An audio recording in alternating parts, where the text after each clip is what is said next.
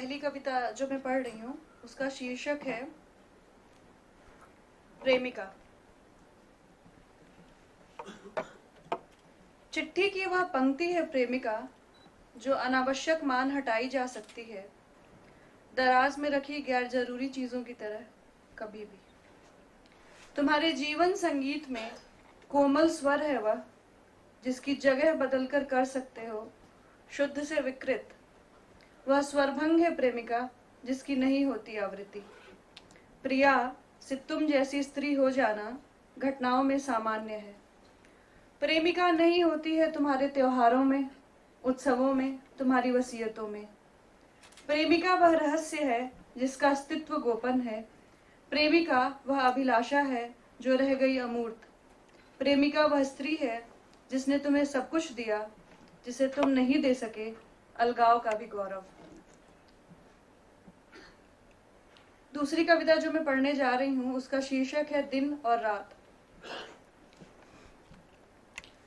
पनिये की दुकान से सौदा लेकर लौटती दो चोटियां लहराती रहती उसकी।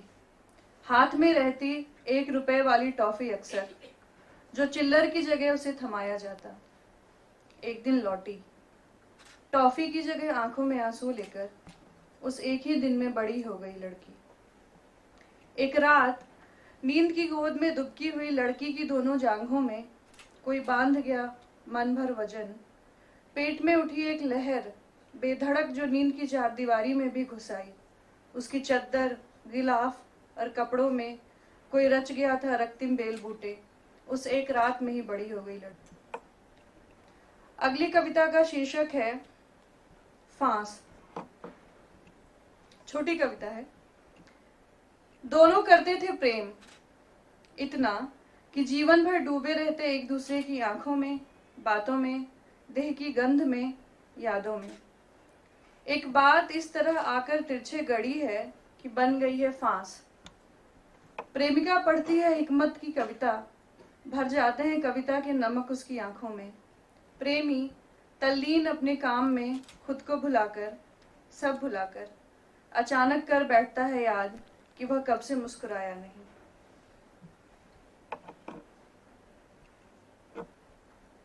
अगली कविता जो मैं पढ़ रही हूँ उसका शीर्षक है अभिसार।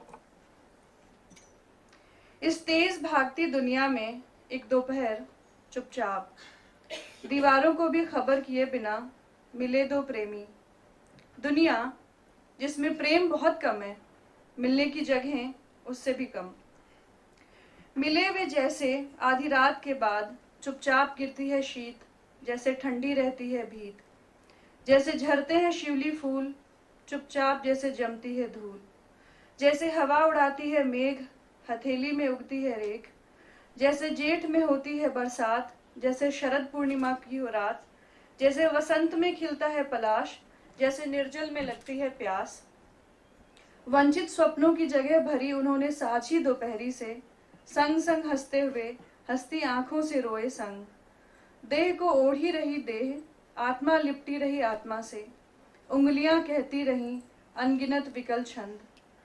भाषा में कहाँ है वे शब्द जो कह सके, उनके हृदयों ने गाए किस सुर में गीत। इतिहास नहीं दर्ज करता जिन मुलाकातों को, कविताएं रखती हैं उन्हें अनंत काल तक याद। अंतिम कविता जो मैं पढ़ रही हूँ वो बनारस के बारे में है, क्योंकि बनारस में मेरे जीवन का बहुत महत्वपूर्ण समय बीता और बनारस एक ऐसा शहर है जो आपके ऊपर असर छोड़ता ही है। तो कविता का शीर्षक है बनारस क्या शहर है बस। उगते सूर्य को अर्घ्य देकर ही विदा होती है अरुंधति। काल भैरव की आरती करती है अनवरत जलती चिताएं। उसी शहर में गंगा पार ठंडी रेत में, वैशाख के किसी अनमने दिन में सूर्य के साथ उगा था प्रेम। तुम्हारे लिए हो सकता है वह संकीर्ण गलियों वाला, गंदी सड़कों वाला शहर, भीड़ भाड़ और ट्रैफिक जाम में फंसा हुआ शहर जिसकी ठगी मशहूर है। उस शहर ने मुझे ऐसे ठग लिया था कि सब तरफ हरा ही नजर आता था। जाने कितने व्याकुल दिन हमने बिताए एक शहर में रहकर, एक दूसरे को बिना देखे। जाने कितने क्षण काटे गए संग में बिना हंसे। तुम्हारा कंधा चूम लेने की हसरत बनी रही एक प्यास। लेकिन चाहना भी चूमना ही है, कहकर जिस तरह तुमने देखा था, आत्मा पर उसका स्पर्श अब भी है। बनारस वह आदिम इच्छा भी है जिसने जला रखा है प्रेमियों को सृष्टि के आरंभ से। तुम कह सकते हो उसे उम्र के उन बरसों की नादानी, या ये कि नदियों में भी होती है समय की उठान। उन दिनों हर चीज नशा होती थी, हंसी में घुली रहती थी गोदौलिया की भांग और रथ यात्रा की ठंडई, सिगरा चौराहे की चाय और कैंट पर खाए गए अमरूद। उचटी हुई नींद से उठने पर, गला सूख जाने पर जो याद आए, बनारस वही कलेजे की फांस है। घाट घाट का पानी पीकर लहरतारा से जो लहर उठकर चली गई है मंडुआ डीह की तरफ, उसमें गुम है हजार मुस्कानें, कैद हैं जाने कितनी जवानियां जिंदगानियां। बजे डीहा में धुन है धागों के रंगों की, उसी शहर में उठती है विदा की धूम, मणिकर्णिका के मरघट पर अनवरत। उसी शहर से कुछ हटकर दिन रात जपते हैं बौद्ध भिक्षु करुणा के मंत्र। उसी शहर ने बना लिया है मुझ में एक ऐसा प्राचीन शहर जो युगों तक जीवित रहेगा। प्रेम की सब कविताओं में उदासियां उसी तरह गुथी हुई हैं, जैसे जब मैं सपनों की बात लिखना चाहूं तो लिख जाती हूँ भरी हुई आंखें, जैसे बरसात के मौसम में किसी भी क्षण छलकने को तैयार रहती है गंगा। जैसे मैं लिखना चाहूं खुशी की खिलखिलाहट, कागज पर उतर आता है तुम्हारे होठों का चुप। बनारस वह धागा भी है जिसने जोड़े रखा है तुम्हें मुझसे अब तक।